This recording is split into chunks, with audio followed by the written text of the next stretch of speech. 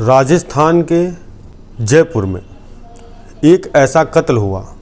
कत्ल जिस व्यक्ति का हुआ वह इतना बड़ा व्यक्ति कि पूरे जयपुर में तहलका मच गया।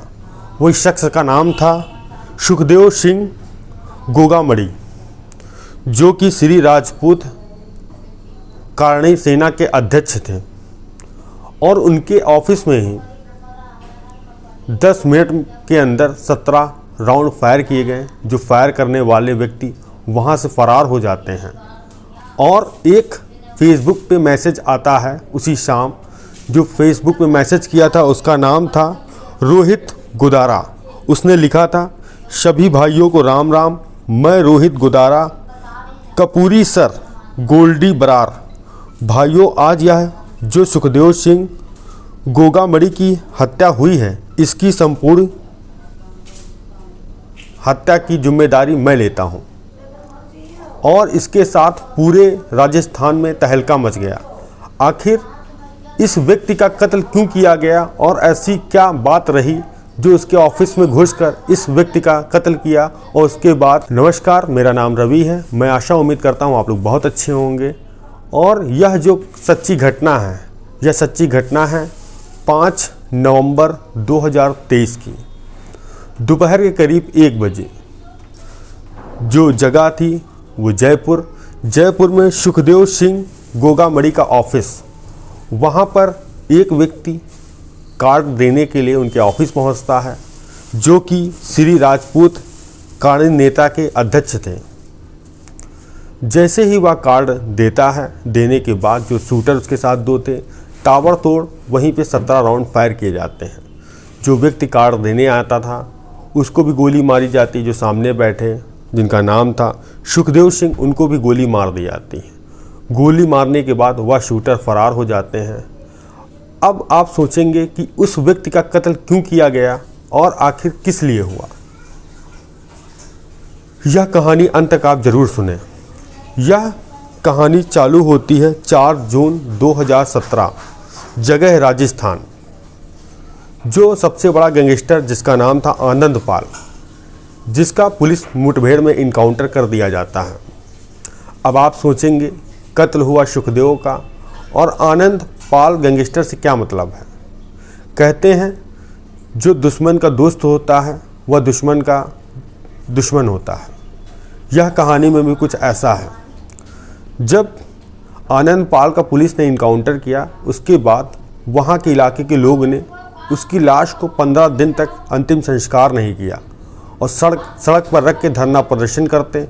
इसमें एक शख्स जो लीड कर रहा था उसका नाम था सुखदेव सिंह, जो कि आनंद पाल का दोस्त था।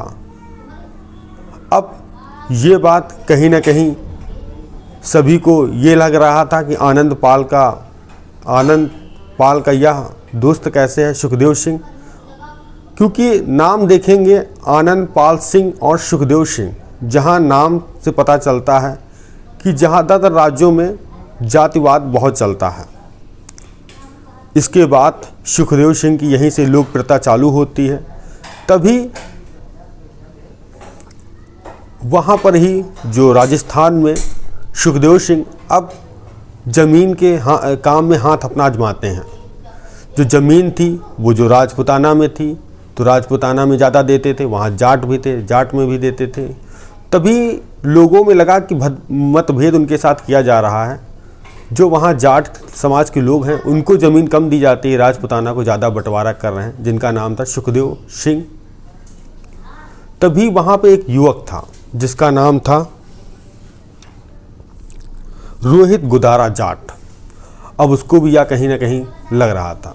अब सुखदेव सिंह तभी बीएसपी से चुनाव लड़ते हैं। चुनाव वह 3रे नंबर पर हार जाते हैं। हारने के बाद और इधर लॉरेंस बिश्नोई, जिसकी आनंद पाल से बहुत ही गहरी दुश्मनी थी। जब यह जेल में थे तो एक दूसरे के ऊपर अटैक करते थे। अटैक करने के साथ साथ ना तो लॉरेंस बिश्नोई कम था, ना तो आनंद पाल सिंह। और उसको अब ये पता लग चुका था कि जब आनंद पाल की पुलिस ने इनकाउंटर किया तो उसका सुखदेव सिंह समर्थन कर रहा था, विरोध कर रहा था कि यह फर्जी इनकाउंटर है, जो भी है।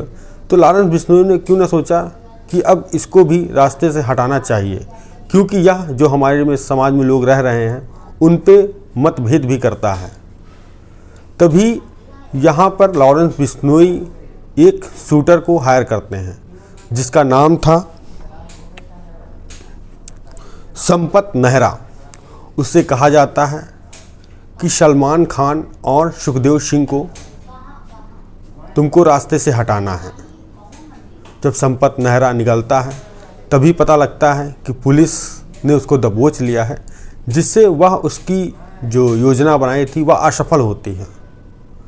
असफल होने के साथ साथ अब सुखदेव धीरे धीरे पावरफुल होते जा रहे थे। जो जहाँ पे वह अपनी सेना में जुड़े हुए थे, तभी वहाँ कुछ विवाद हो जाने के कारण 2018 में वह एक नई सेना का गठन करते हैं जिसका नाम होता है श्री राजपूत कार्ने सेना, जिसके वह खुद अध्यक्ष हो जाते हैं।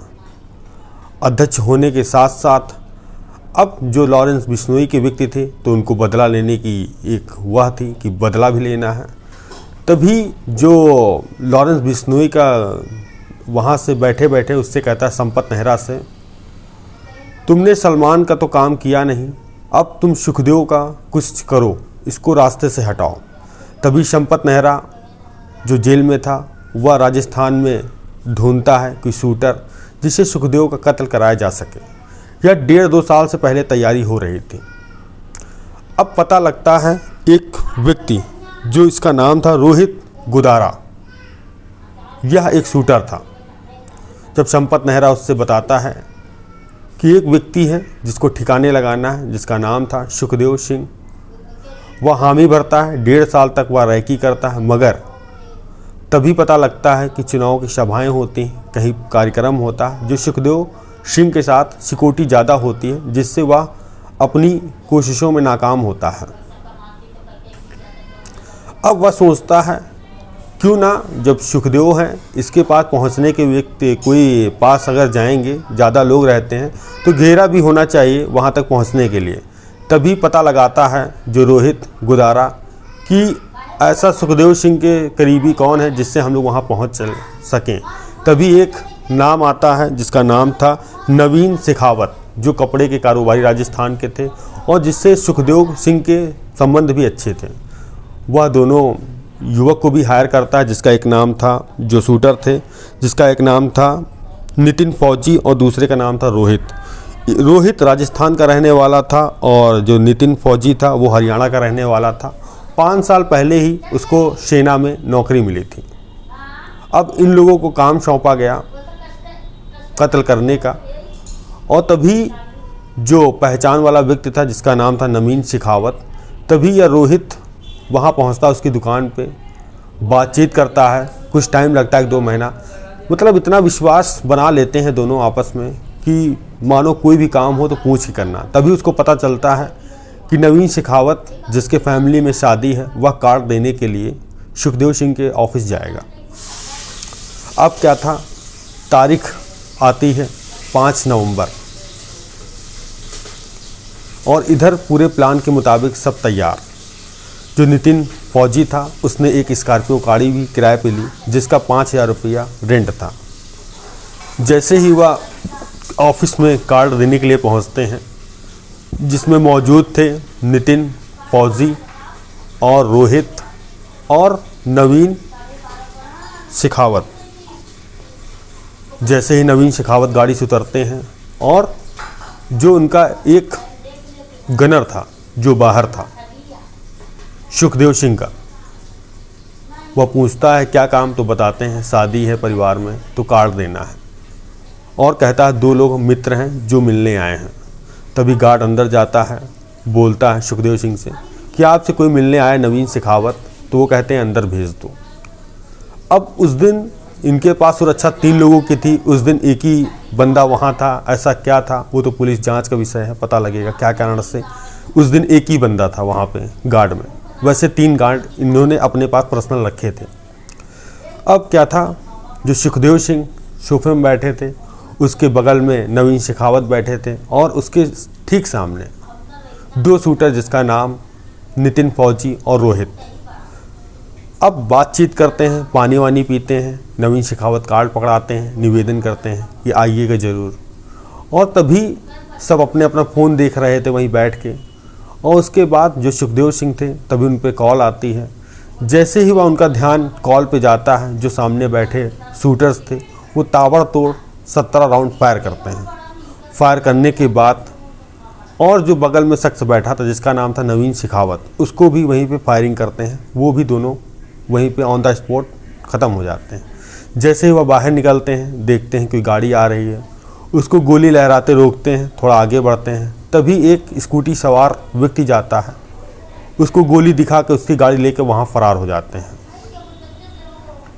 फरार होने के बाद फिर तभी सभी न्यूज़ चैनलों पे खबर सी छा जाती है कि सुखदेव सिंह का कत्ल हो गया, और महज उनके ऑफिस में ही। और उसके साथ शाम को एक पोस्ट आती है जिसमें जिम्मेदारी ली जाती है कि इसने किया।